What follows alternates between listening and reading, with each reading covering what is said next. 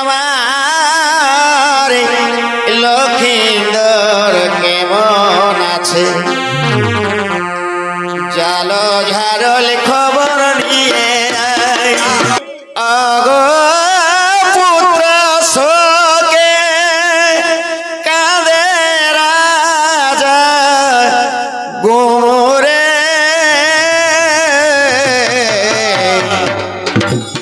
কাঁদে রানী মহল ভিতরে। তখন বেহুলা কেঁদে কেঁদে আরে তার শাশুড়ি মাকে কি বলছে, আগো আমি বড় ইয়ো ভাগিনী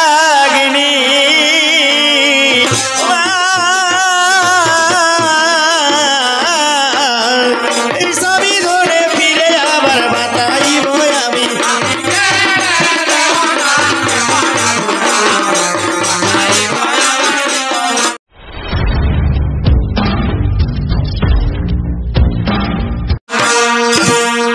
এদিকে যখন সকাল হয়ে গেছে রাত্রি থেকেই মা জননী সনকার চোখে ঘুম নেই, তাই পুত্র বিনে মায়ের মন কেমন ছটফট ছটফট করছে।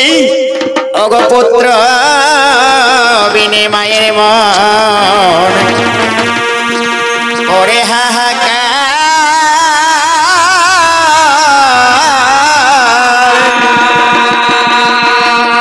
আরে না জানি কি ঘটল বুঝি অগণ ভাইয়েরা।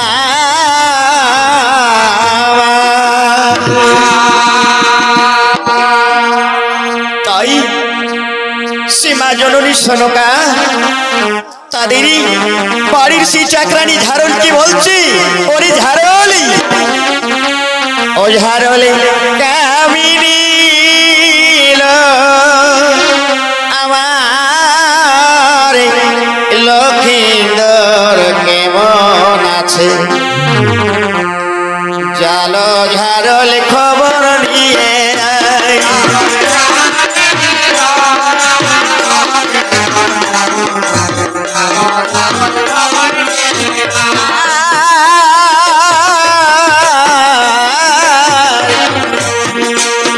আরে জালো জালো জালো ঝাড়ল খবর নিয়ে আয় ঝাড়ল।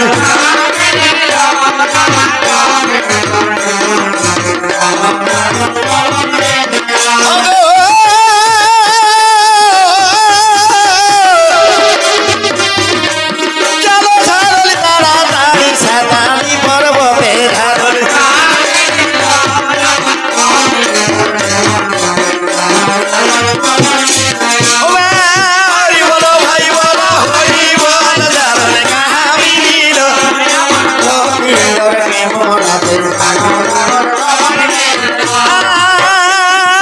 চলিতে লাগিল ঝাড়ল সাতালি পর্বতে ঝাড়ল।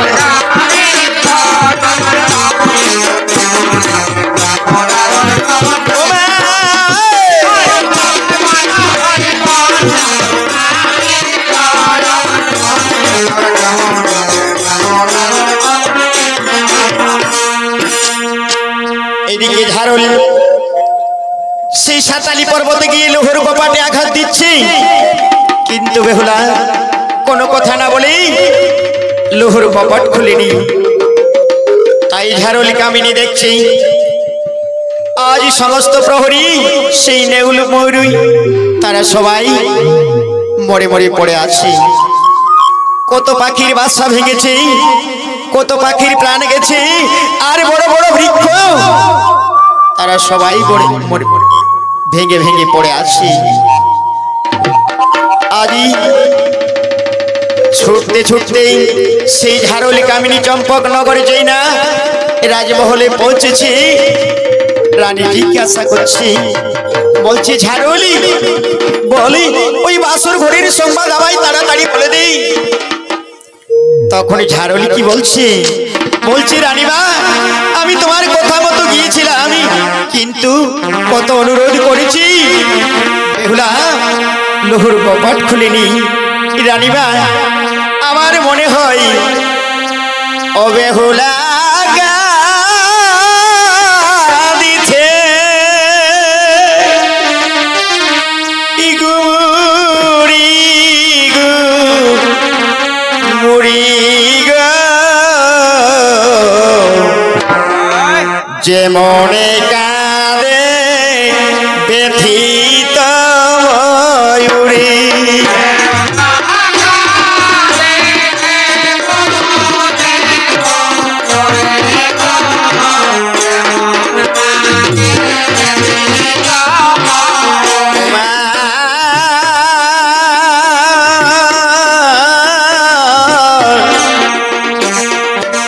শুনিয়াছে ওঠারানি মূর্ছিত হইল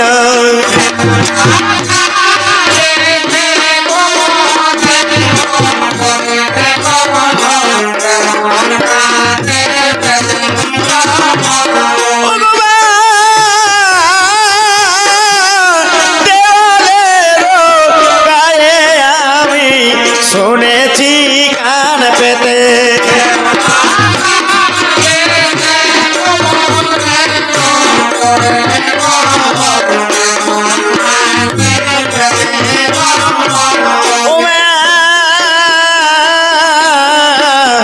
বাঁশরের প্রহরীরা সবাই পড়ে আছে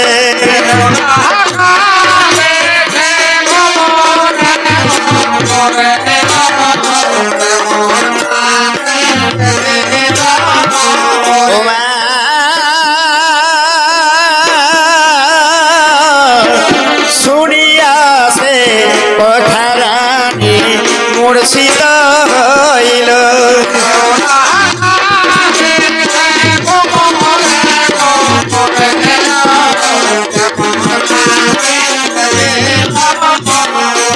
তাই সেই সারুল কামিনী যখন সেই সংবাদ দিয়েছে আজ হাহাকার করে কাঁদছে রানী সরকা কাঁদছে রাজা চাঁদ সদাগরী আগ পুত্র শোকে কাঁদে রাজা গোরে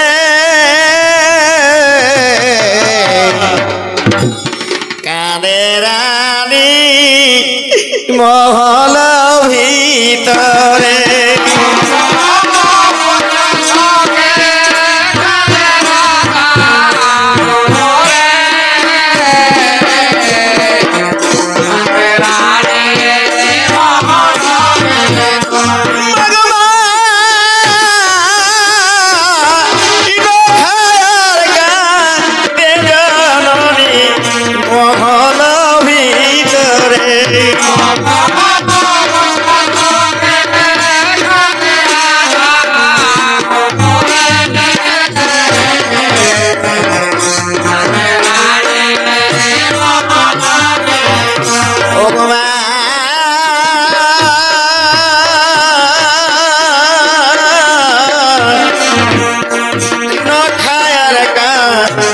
জননী মহল ভিতরে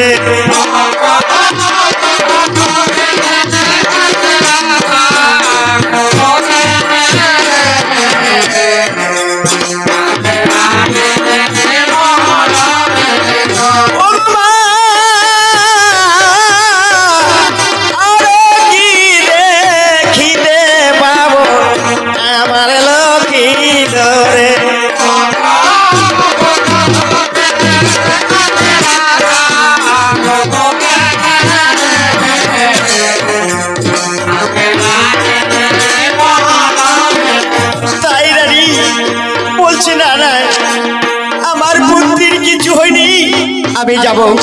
আমি যাব ওই লোহর বাস ঘরে আমার ছেলেকে আমি নয়ন ভরে দেখবো তাই মা জননী সনকা সেই ছোটবেলারই ডাক ডাকতো সেই ডাক ডাকতে ডাকতে চলে যাচ্ছি সেই সাঁতালি পর্বতে লক্ষিন্দরকে দেখার জন্য বলছি ওরে খোকা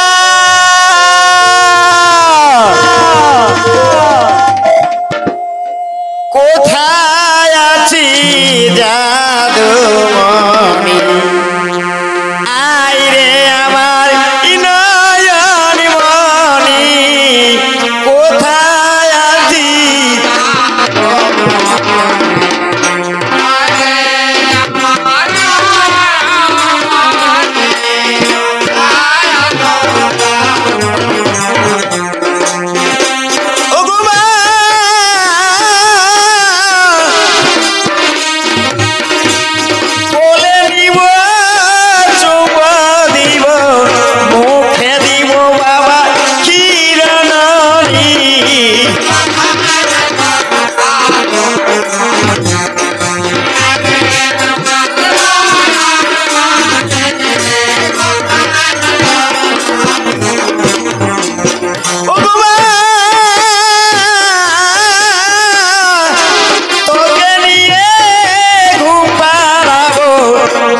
শোনাবো বাবা তু চারি খানি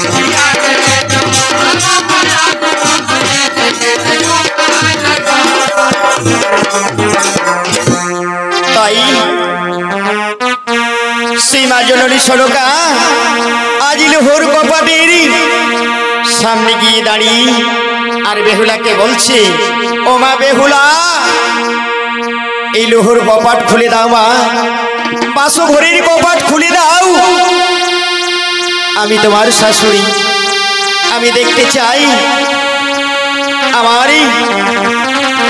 পুত্র লক্ষিন্দর সে কেমন আছে নারীর কণ্ঠ যখন শ্রবণে লাগছে তখন সেই বেহুলা লোহর জানেলা খুলি আর বলছি তুমি কে মা কি জন্য তোমার ভিতরে আসার এত স্বাদ তখন সেই লক্ষিন্দরীর জননী আজ হাহাকার করে বেহুলাকে বলছে মা গো মা এই কথা তুই বলতে পারলি মা ভিতরে আমার কিছু নেই তাহলে শোন মা শোন ও আমার মা বলা ধরে আছে গো ভিতরে বলে দেবা দেখিব নজরে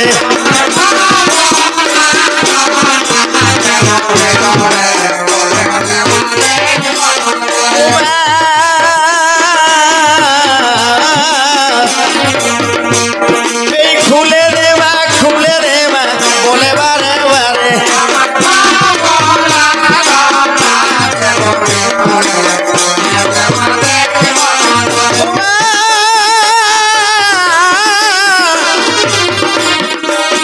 এই মাতা জানে ছেলের বেদন অন্যকে বাজারে আমার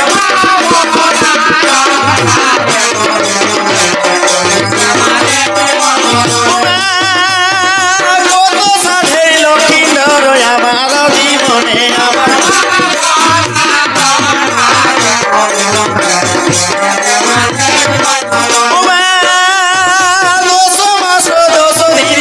রেখেছি উদরে আমার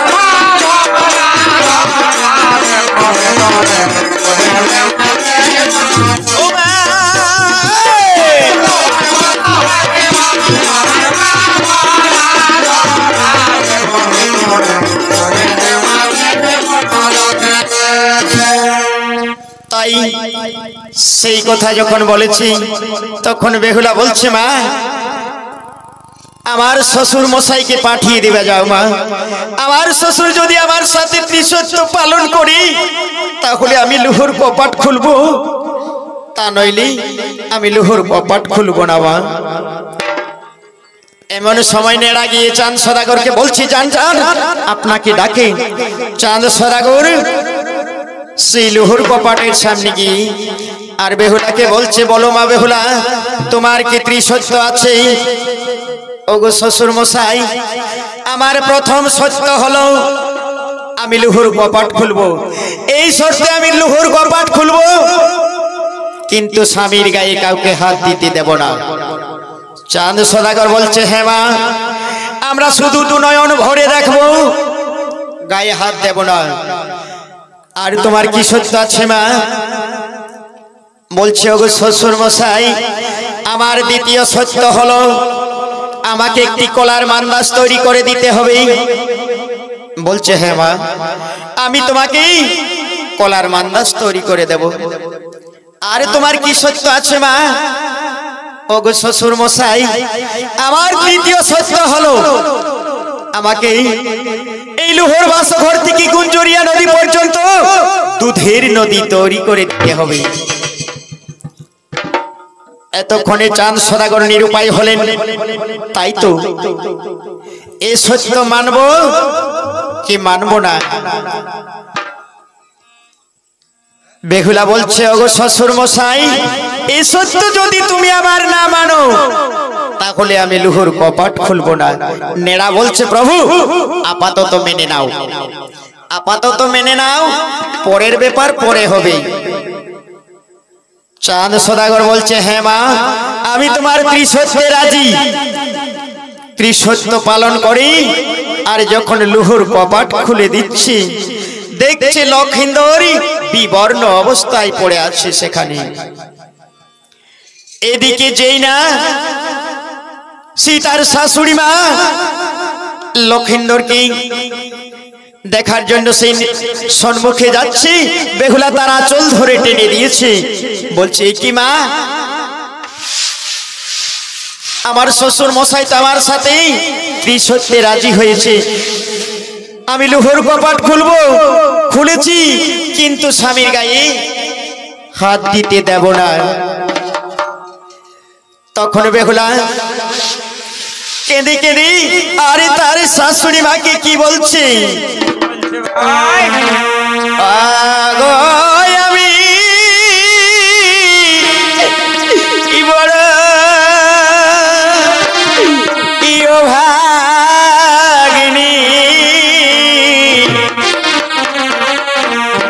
ও মা জনম দুঃখিনী, বাসরেতে ছেড়ে গেল স্বামী,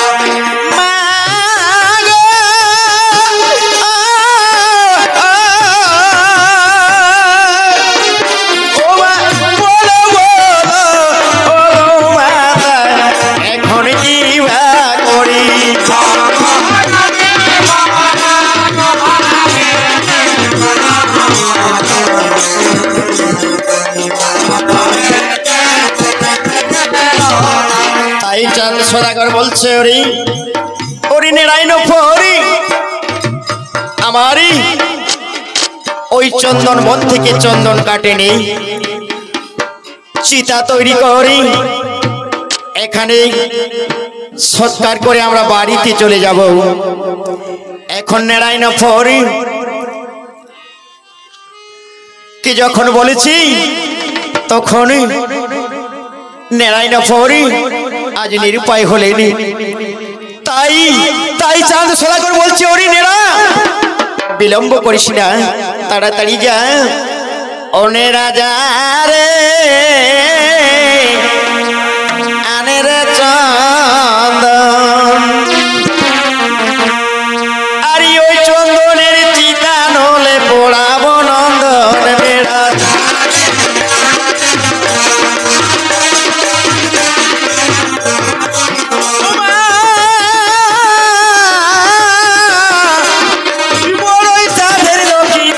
আমার বাধা ধর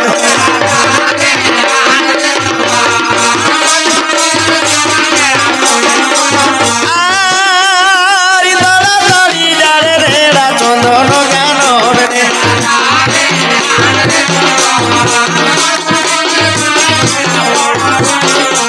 আর বড়ই সাধের লোকিন ধরে আমার বাধা ধর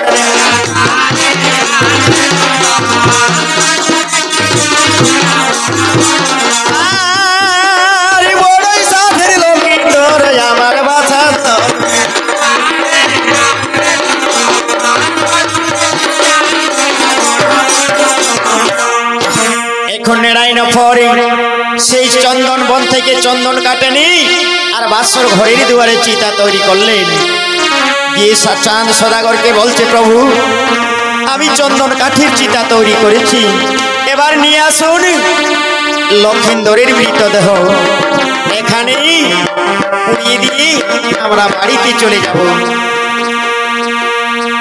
এইদিকে যখন চাঁদ সদাগর বেহুলার কাছে গিয়ে যখন লক্ষিন্দরের মৃতদেহ চাইছে বলছে ওমা বেহুলা দাও মৃত লক্ষিন্দর কি দিয়ে দাও এখানে পুড়িয়ে দিয়ে আমরা বাড়িতে চলে যাব চলো মা বাড়িতে আমার 6 পুত্রবধূ আছে আর তুমি নিয়ে 7 জন হবে এই কথা যখন বলেছি তখন বেহুলা আজ অঝোর নয়নি কাঁদছে আরে কেঁদে কেঁদে আরে তার শাশুড়ি শ্বশুর মশাইয়ের পায়ে ধরে আর কি বলছে আমি ছেড়ে দেব না গয়া বাঁচাইব আমার মৃত স্বামী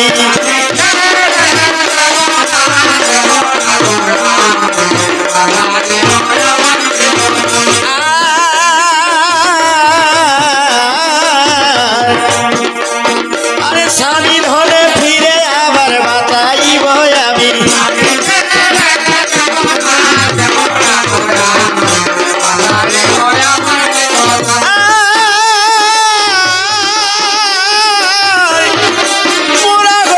আমার কাছে